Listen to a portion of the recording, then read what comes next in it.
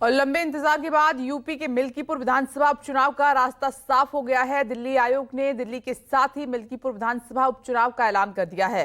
हालांकि समाजवादी पार्टी के अध्यक्ष अखिलेश यादव ने देश भर के पत्रकारों को मिल्कीपुर आने का न्योता दिया है, ये कहते हुए कि निष्पक्ष चुनाव कैसे होते हैं ये मिल्कीपुर में ही देखा जा सकता है।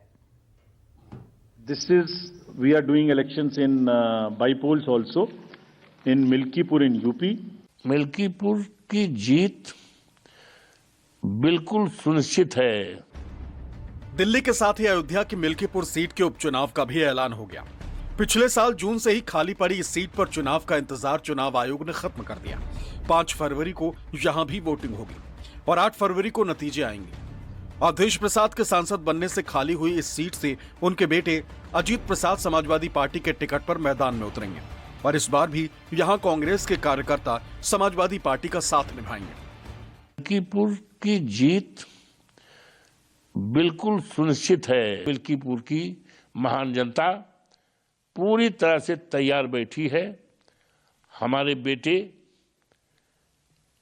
अजीत प्रसाद को, जिसको माननीय अखिलेश जी ने, जो हमारे नेता हैं, कार्यकर्ताओं की सर्वसम्मत राय से एकमात्र उम्मीदवार घोषित किया है। निश्चित तौर से मिल्कीपुर में हम अपने सहयोगी समाजवादी पार्टी के साथ उनको मदद करेंगे और जो स्थिति परिस्थिति है उसमें पूरी ताकत लगाकर जिताने का हम प्रयास करेंगे। तो देखिए, मिल्कीपुर विधानसभा हमारा इंडिया गठबंधन के जो उम्मीदवार होंगे वो भारी बहुमत से जीतेंगे।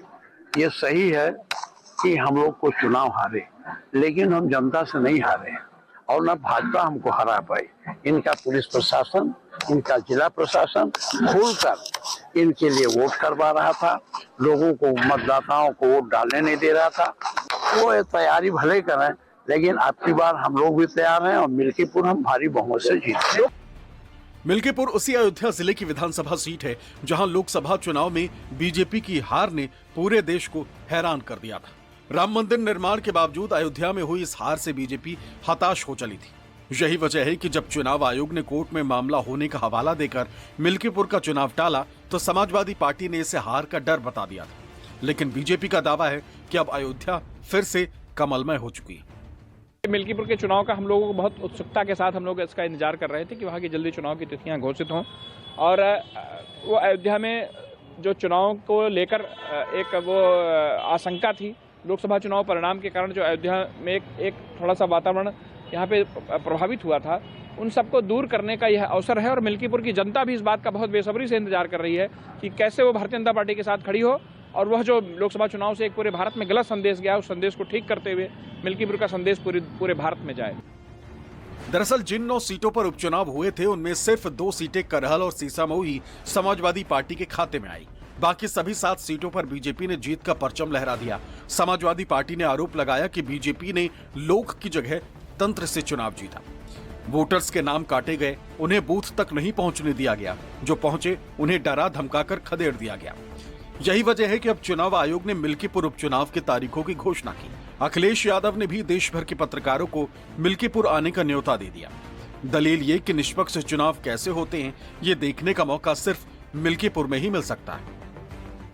क्योंकि अयोध्या ऐसी धार्मिक नगरी है, वहां का चुनाव जब होगा तो न केवल देश के पत्रकार देखें बल्कि अंतर्राष्ट्रीय स्तर के भी पत्रकार आए और वो देखें कि भारत में और खासकर यूपी में कितना फेयर इलेक्शन होता है। बाद में विधानसभा के उपचुनाव हुए तो हरियाणा में, महाराष्ट्र में बड़े अंतर से भाजपा जीती।